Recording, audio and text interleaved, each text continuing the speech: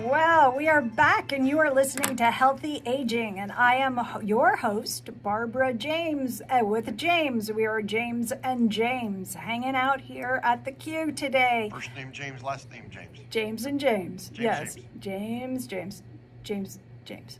There we are. There you go. And here I am. And the reason that I am here today, Q family, is because I love you and I want you to live the best healthy life. You know, today what's been on my heart and mind is mindset. Where we point our mind and where we are, what we're thinking about. So in the last segment, we were talking about how negative thoughts get boggled up in our brain and just keep our brain in a place of that negativity. And we were talking about the Bible telling us that we need to focus on things that are true and noble and right, pure, admirable, excellent, and praiseworthy. We need to refocus our thoughts and refocus our brains. And how do we do that? Well, the science of how we do it is this. First, exercise. Keep that body in shape. We want to keep that body in shape because we want to keep our brains in shape. Getting that oxygen moving around your body will get your nutrients all around your body, which will keep your brain in shape. Exercise also relieves stress. One of the best places I ever signed up for was a boxing place where I used to live. I never did boxing in my life, but boy, oh boy, there was something so transforming. Because first you had to put on the wraps, and you put on the wraps and you feel like you are Rocky. And after you put on the wraps, you put on the gloves, and now it's also uncomfortable because you have these big gloves on, and then you start punching the bag and kicking the bag, and boy, oh boy, it was probably the best workout and the best shape my body was ever in was from boxing, because it relieves stress, it refocused the brain, it got the oxygen flowing. Exercise, improving your diet, deep breathing. For many of you, walk around the park, walk around your houses. Focus your mind on brain. We put a little bird feeder outside our house. I can't tell you how much joy we get from just sitting and watching the birds come to that bird feeder. Start trying to make these small changes in your life to change your mindset. Another way to help you do that, the science shows, to create more positive experiences in your life. If you're finding that you're in a bad place mentally, where you keep focusing on, the bills and the bad job and the diagnosis, turn that around by creating positive experiences in your life. Go meet a friend for a walk, or go sit on a bench, a park bench somewhere with a friend, or go to the library. Something about a library that is just peaceful.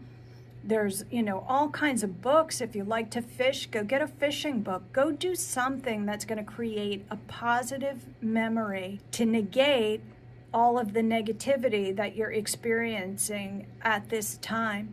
And many times when that negativity comes, we have to know that something good will come out of. Some of you aren't feeling well and your brain isn't acting in the way that it should because you're not putting enough nutrients in your body. You're going to stay away from the negative thoughts.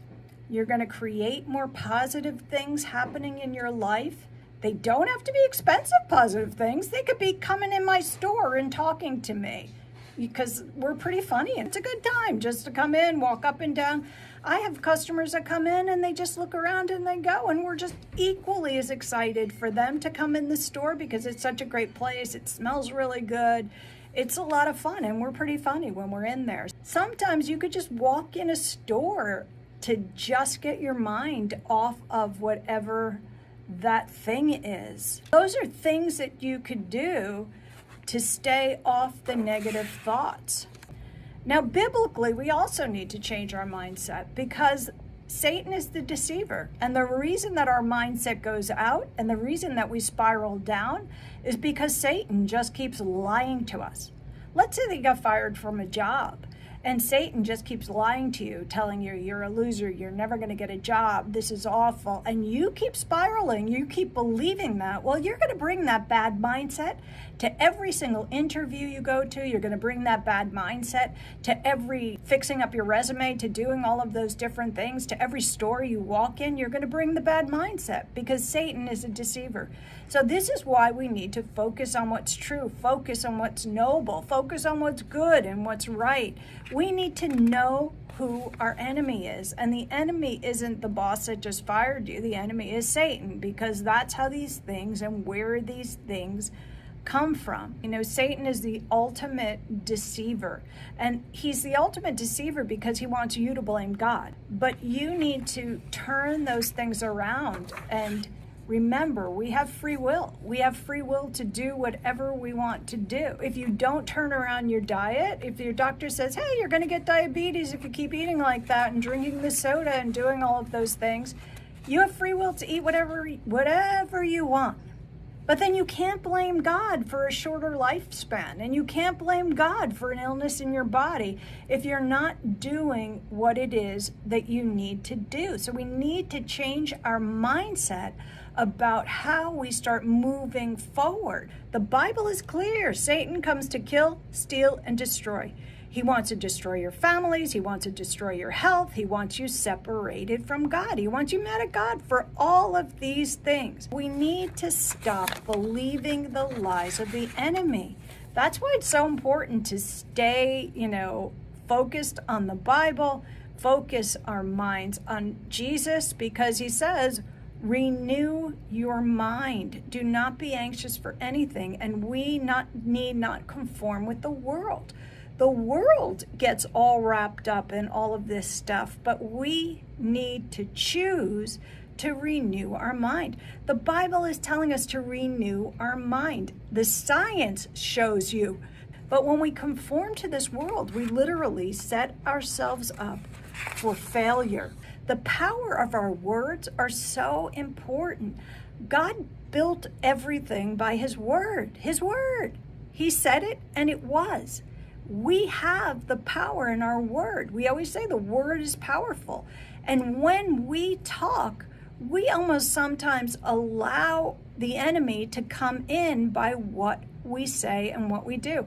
When people come in the store, they'll say things like, I have, and they'll fill in the blank. And I go, no.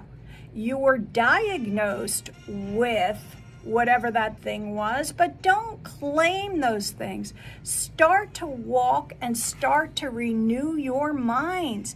Q family, I love you. Some of the things I say aren't so easy to hear, but I want you walking in wellness. I want you walking healthy. Thank you so much for listening today. God bless you, and I'll talk to you next week.